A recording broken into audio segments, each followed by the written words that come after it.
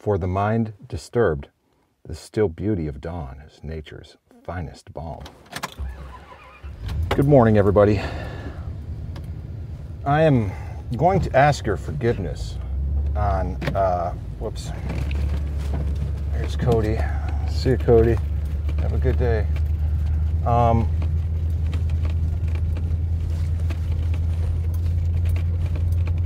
I'm going to ask your forgiveness on this episode of the podcast today because I really did not prepare for an episode in the manner in which I normally do, and I'm okay with that. I actually prepared for the times when I would not be prepared. And this is one of those times where I am not prepared. For those of you who may have never listened to the show before, I may potentially be sounding a little funny. And it is because I had a seizure yesterday. I have epilepsy, and I spent a lot of time yesterday sleeping, a lot of time last night sleeping, and I woke up late. I woke up at my normal 4:30 a.m., although I believe when I went to turn off the alarm, I actually turned it on. So I decided to go back to bed when my alarm went off. But nevertheless, let's get into an episode of Deeper Talk, shall we? Normally I spend this time going down the driveway, expanding on what Deeper Talk is, and I failed to do that today. So, what is Deeper Talk? The Deeper Talk deck is an expansion of the original Icebreaker deck. Now, each of these 150 prompts will help you get to know people on a deeper level, have more interesting and meaningful conversations with people, and elevate your communication skills. Now, there are 6 categories in this deck: courage, belief, life lessons, self-awareness, dreams, and exposed. So let's take a look at one of these yellow deck questions. Life lessons. If you were given a year to live, what would you stop doing? What would you start? Well, that's an interesting question. If you were given a year to live, what would you stop doing and what would you start? See, I like these questions because it gets me thinking and talking, even on these days where I don't talk too well. It gets me thinking and talking about topics and subjects that I normally wouldn't talk about or think about otherwise. I mean, when was the last time you thought about having a year to live and how you would spend that year if that were the case?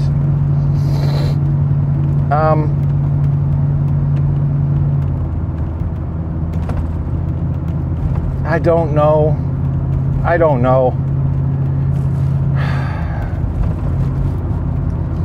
If you were given a year to live, what would you stop doing and what would you start? Okay, the first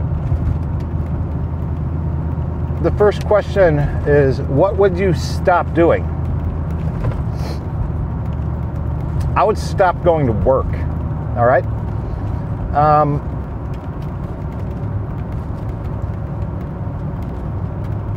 Yeah, eventually, maybe I would, but that's probably what I would do, because I understand that my day job is important and that it gives me the opportunity to earn money that I need to live my life. Now, if I were ever presented with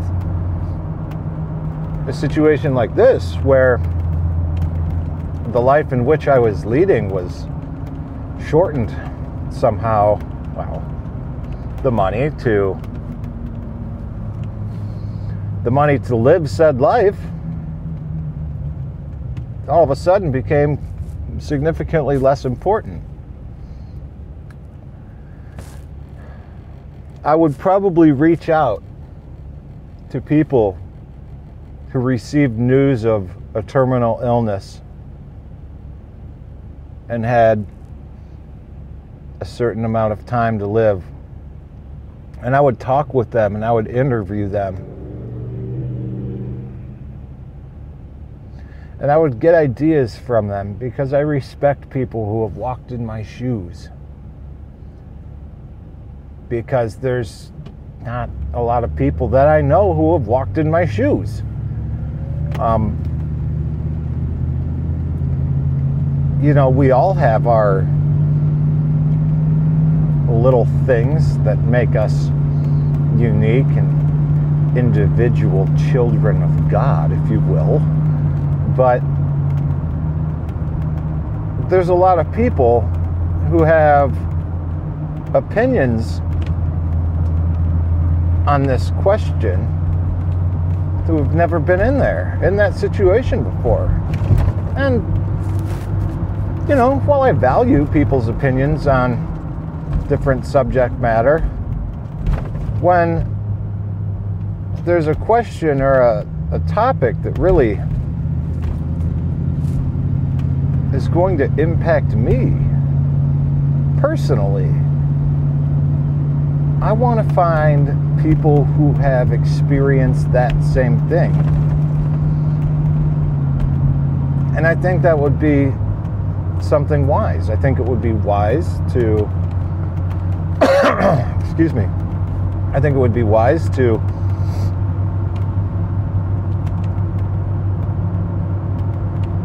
connect with other people who have been there, done that, and got the t-shirt, so to speak.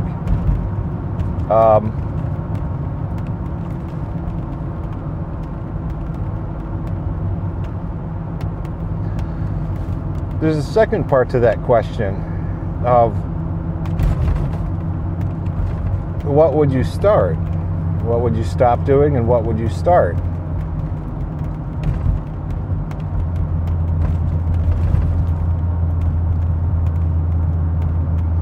In all honesty, I think I'm at a point right now in life that I'm not really seeking to make any major changes. What would I start doing?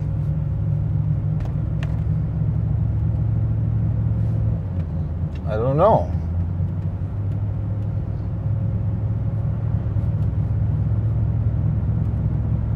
And sometimes I wonder if, you know, these questions in this way are presented in life to us, to get us thinking about things that we normally don't think about.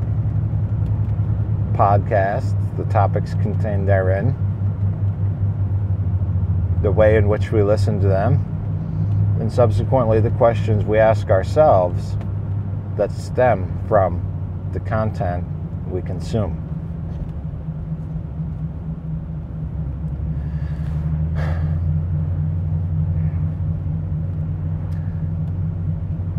I think that this is maybe one of the best questions that you could ask yourself.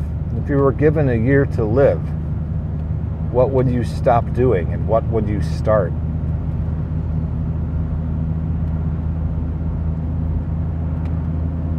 Now, I got this deeper talk deck for a couple of reasons. I got it for instances like this on podcast mornings where I wasn't entirely prepared due to whatever reason. I also got these so I could bring them with me on the occasional date night and have some deep, meaningful conversation about things that we normally wouldn't otherwise.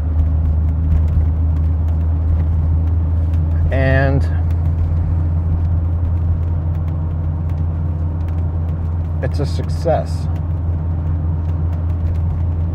These cards are serving the exact purpose that I thought they would. So, my friends, the question I'd like to ask you is the very same question I've been talking about this whole morning here. If you were given a year to live, what would you stop doing and why?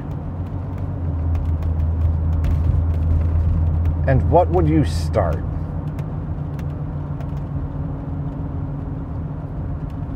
A year seems like a long time, but at the same time, it's not a very long time at all. And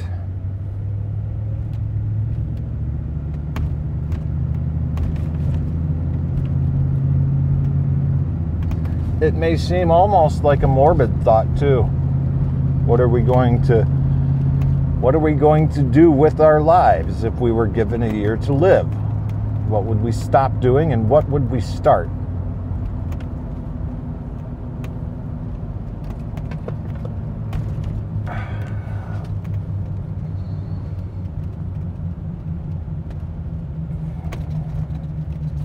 Yeah, I would definitely stop. I would stop going to work.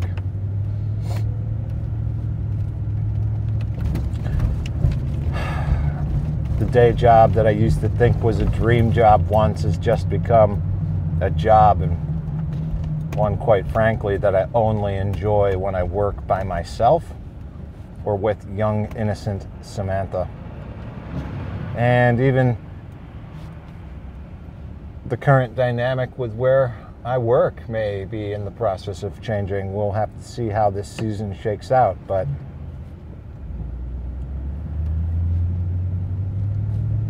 if it did turn out that I had a year to live, what I would stop doing, what would I start? If I didn't have the opportunity to talk to other people and in order to gain insight on this topic, I would stop doing everything necessary that required me to work in order to earn dollars, and I would do everything necessary to work for free, give back. I get a lot out of the church and the volunteer organizations that I work with. It helps me feel as though I'm living a better life through giving back and lifting up others in my community. It's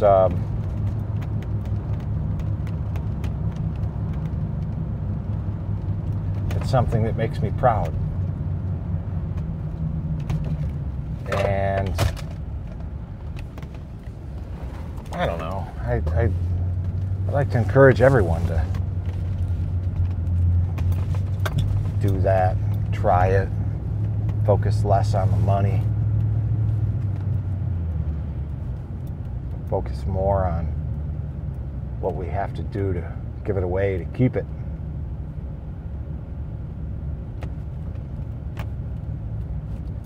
But for those of us who aren't in that current situation, some of us may need to focus on the money and focus on the day job and focus on the hustle and the grind and everything else to get out of the debt that burdens us so. And you can do it. I'm confident that you can, but what it takes is a tremendous amount of sacrifice and change in the way we live, the habits we have, the way in which we do things with other people. It's tough. But once you've reached that point, that goal, there's no turning back. Oops. And I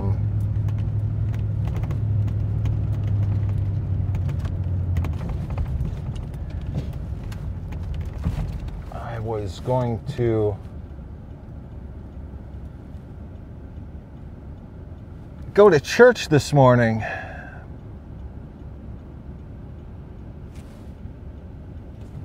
To sign the checks, but it looks like no one is there yet. And I considered reaching out to the church this morning, or to the officer there, because I wasn't entirely sure if she was going to be back, and I should have done that because it looks like she is not, and I wasted a trip here this morning. That's mildly aggravating, but it is what it is. And sometimes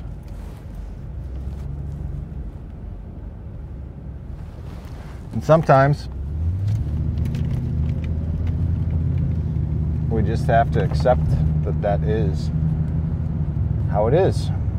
All right, all. Well, I'm feeling a little bit distracted now since my plans this morning seem to have changed around a little bit from what I thought they were to what they've now become. And with that said, I feel as though I'm talking without much impediment, but I'm not going to lie, my tongue is swollen and it's healing. And I'm looking forward to the next 2 days of not podcasting and not talking as much and resting a little bit more. So stay strong, everyone, regardless of who you are, what you're dealing with, and where you are. You got this. Whatever happens on life's terms, never let it bring you down. All right. Thanks for tuning in, everybody. If you like what you've heard and would like to support the show in some way, shape, or form, you can definitely do that by joining the community of people over at t.me/allaroundgrowth. We've got a small but vibrant community on Telegram, and I'd like to invite you to participate in that with us. And that's it. Today's Friday. I hope you have a great day, everyone. Telegram's the best place for us. And also, if you like the show, on your podcast player of choice, and if you could do so specifically on iTunes as well, that would be great. Leave a 5-star rating or even a written review if you like, and that would be incredibly helpful. So we will check in with you the next time, everyone. Again, many thanks for listening. I appreciate all your support, and I don't know her name, but I know her from the Hotep Nation community. Darling de Lisa or something like that is her handle. She was nice enough to give me some props yesterday, give me a shout out, and spread the word about the seizure that I had. And you know, when I've got strangers reaching out to me and spreading the word, trying to lift me up and support me, that means a lot. And whether you're doing it because I had a seizure or whether you're doing it because you just support the work I do, I want you to know how much it's appreciated. So thank you very much.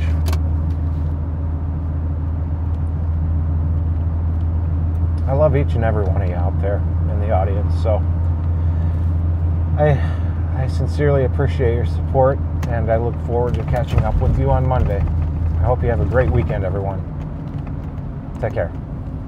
Bye-bye.